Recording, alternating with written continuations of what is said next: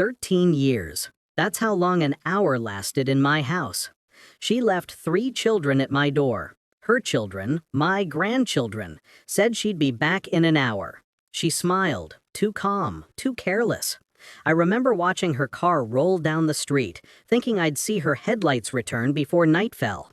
But the night turned into years. And now, 13 years later, she stands in court with a lawyer, pointing at me like I'm a kidnapper. The judge studies me. My hand rests on the envelope. Heavy, final. He asks, "Do they know about this?" I say, steady as stone, "Not yet." I wasn't always this cold. Once, I was a mother who believed her daughter's lies. She had always been restless, reckless, chasing men who broke her down and left her in pieces. I patched those pieces together, paid her debts, fed her children, told myself she'd grow up one day. But then came that hour, the hour that became my life. At first, I was naive enough to think something had happened, an accident, a delay, maybe even an arrest. Days passed, weeks. I went to her apartment, empty. I called her friends. They shrugged. She had vanished into her own selfish orbit again. The children cried every night. They asked where their mother was. I told them stories. She was working, traveling, busy. I lied to protect them from the truth. But the truth gnawed at me. She had abandoned them. Betrayal leaves clues before it strikes. I saw it years earlier. The way she looked at her children like they were burdens instead of blessings. The way she talked about freedom with a hunger in her voice. The night she asked me, joking, not joking, wouldn't life be easier without them?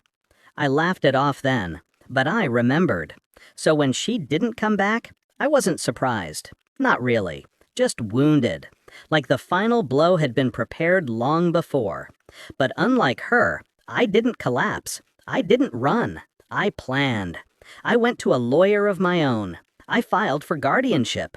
I collected every scrap of paper she ever left behind. Letters, bank statements, her signed note that night, written hastily on the back of a utility bill.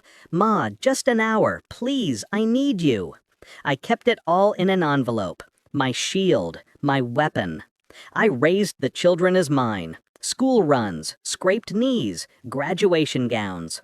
I sat through their tears and their triumphs. I was mother and father, anchor and compass.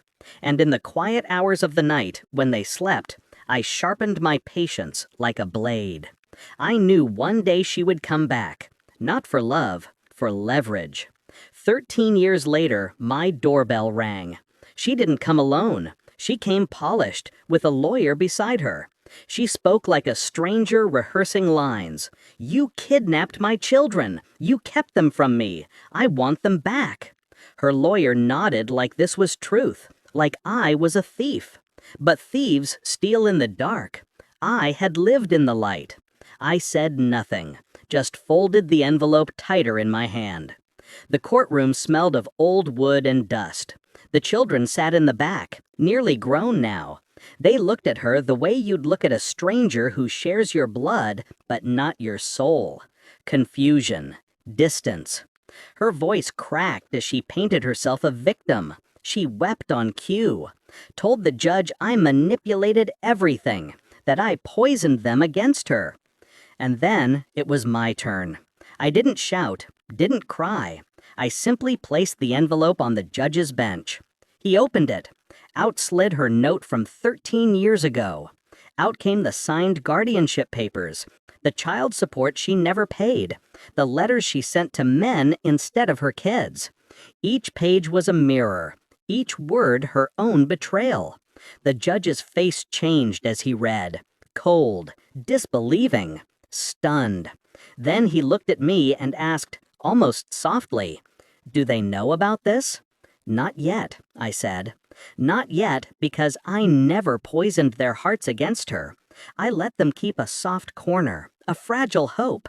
But that hope would die on its own now, with evidence sharper than any story I could tell. She broke, right there, in court. The mask slipped. She cursed me, cursed the children, screamed that we ruined her life. But the truth was simple. She abandoned it. The gavel fell. Case dismissed. Custody affirmed. She left empty. That night, the children, my children, really, sat at the table. They asked what happened in court. I told them only what they needed. She made her choice. We made ours. They didn't press. They didn't need to. I slipped the envelope back into the drawer. One day, when they're ready, I'll hand it to them. They'll read her words, not mine. They'll see who walked away and who stayed. 13 years ago, she gave me an hour. I turned it into a lifetime. And when she tried to steal it back, I gave her nothing. Because revenge doesn't always come with fire and fury. Sometimes it comes with silence, patience, and a single envelope waiting for the right moment to be opened. I don't regret it.